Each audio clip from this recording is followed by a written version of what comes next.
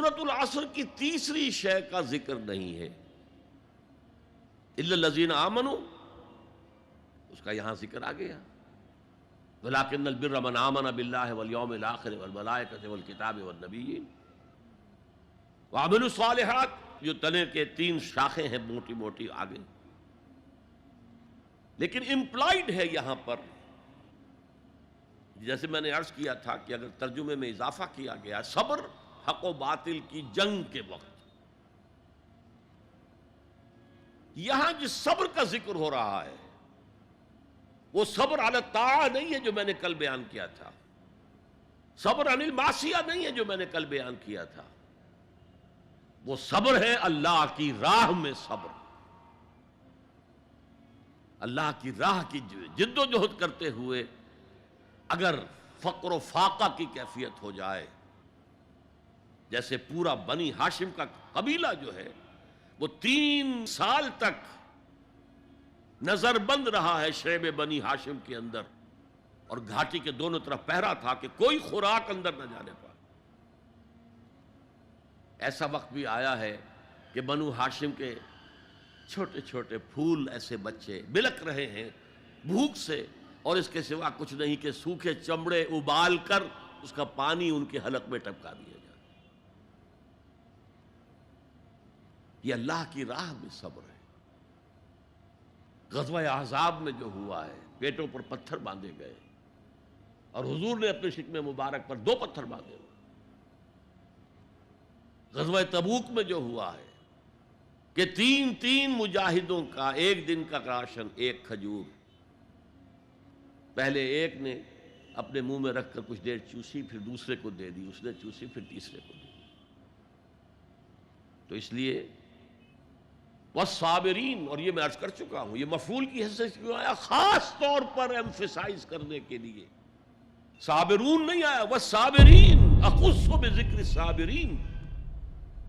اور اصل میں نیکی جو ہے اس کا معیار تو وہ ہے حق کے لیے بھوک سہو، تکلیفیں سہو، اور حق کے لیے میدان جنگ میں آ کر صابر رہو، ثابت قدم رہو۔ اس کا کیا مطلب ہے؟ یہاں بیسیکلی ڈیفرنشیٹ ہو گیا ہے ایک خانقاہی تصور نیکی کا، ذکروں کے ذریعے، مراقبوں کے ذریعے اپنے آپ کو مانجے جاؤ، مانجے جاؤ، مانجے جاؤ، پھر وہ جو جن کو مانجھ دیا گیا ہے وہ دوسروں کو مانجھیں مانجھیں مانجھیں، مانجنا ہی چلا ہے، آگے نہیں۔ میدان میں آ کر باطل کو چیلنج کرنا یہ نہیں ہے ہی نہیں۔ اور شیطان خوش ہوتا ہنستا ہے کہ چاہ لگا مست رکھو ذکر و فکر صبح گاہی میں اسے، اور پختہ تر کر دو مزاج خانقاہی میں اسے، تاکہ اصل جو ہے میدان وہ میرے لیے کھلا چھوڑ کر لگے رہے۔ نہیں، اصل کرائیٹیرین آپ کی صداقت کا، آپ کی نیکی کا، تواصوا بالحق وتواصوا بالصبر۔ یہ صبر کسی اور کام کے لیے نہیں ہے، یہ کوئی وطن پرستی کی جنگ کا ذکر نہیں ہے، یہ کوئی قوم پرستانہ جنگ کا ذکر نہیں ہے، یہ کوئی اپنی جیسے بادشاہ کرتے تھے اپنی دولت بڑھانے کے لیے، اپنی مملکت کو توسیع دینے کے لیے صبر نہیں ہے، بلکہ یہ راہ حق میں والصابرین فی الباساء والضراء وحین الباس، خصوصاً وہ جو صبر کرنے والے ہیں فقر و فاقہ میں، بھوک میں اور تکلیف میں۔ زخم آ گیا ہے، تیسرے اٹھ رہی ہیں، برداشت کر رہے ہیں، آدمی کانپ جاتا ہے۔ معاذ اور معوذ جو 2 نوجوان تھے جن کو حضور نے تو کہا تھا تم ابھی کم عمر کے ہو، تم جاؤ واپس چلے جاؤ، لیکن ان میں سے جو بڑا تھا اس نے کچھ کہا حضور سے تو حضور نے مان لیا، چلو ٹھیک ہے تم آ جاؤ۔ چھوٹے نے کہا حضور میں اسے پچھاڑ سکتا ہوں، آپ نے کشتی کرائی، اس نے پچھاڑ دیا، اچھا بھائی آ جاؤ، تم بھی آ جاؤ۔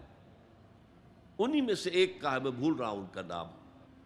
ان کے ایک شانے کے اوپر تلوار کا وار پڑا، پورا شانہ کٹ گیا، کوئی ایک تسمہ، کوئی ایک ٹینڈن لگا رہ گیا کسی،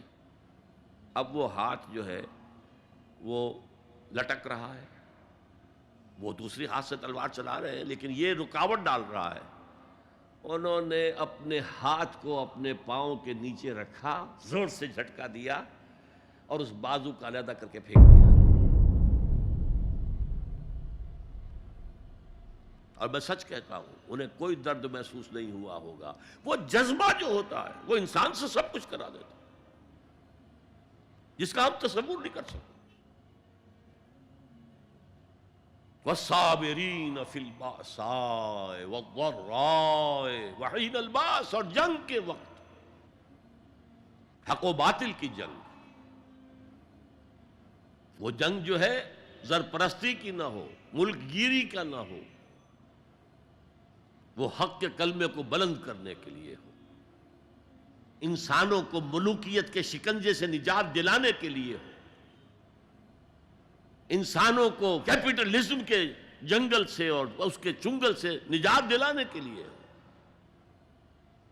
وہ جنگ جو حق کے لیے ہو، اس میں ثابت قدم رہنا، یہ صبر کی سب سے اونچی منزل ہے.